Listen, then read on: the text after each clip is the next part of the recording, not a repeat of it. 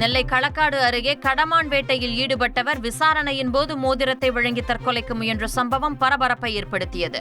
நெடுவிளையைச் சேர்ந்த இசக்கிராஜ், மேலூரைச் சேர்ந்த மணிகண்டன் ஆகிய இருவரும் நெடுவிளை பொத்தை பகுதியில் உலவிய கடமானை பிடிக்க மாம்பழத்தில் நாட்டு வெடிகுண்டு வைத்து வீசிய நிலையில் அதை சாப்பிட்ட கடமான் வெடிகுண்டு வெடித்து பலியானது. இதையடுத்து வனத்துறையினர் வழக்கு பதிவு செய்து இசக்கிராஜ் மற்றும் மணிகண்டனை கைது செய்து வனத்துறை அலுவலகத்தில் வைத்து விசாரித்தனர்.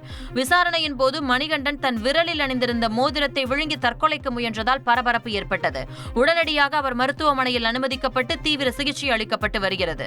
சென்னை சிட்லப்பாக்கம் அருகே 2 பேரை கடத்தி 70 லட்சம் ரூபாய் வழிப்பறி செய்யப்பட்ட வழக்கில் 5 பேர் கைது செய்யப்பட்டு உள்ளனர். பணம் வழிப்பறி செய்யப்பட்டது குறித்து செம்பாக்கத்தைச் சேர்ந்த வியாபாரி சுஹைல் அகமது சிட்லப்பாக்கம் காவல் நிலையத்தில் புகார் அளித்தார்.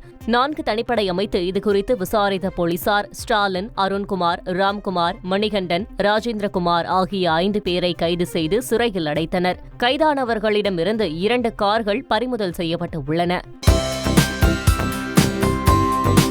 தந்தி டிவியை உங்கள் கேபிள் டிவி ஆபரேட்டரிடம் இலவசமாக கேட்டு பெறுங்கள்.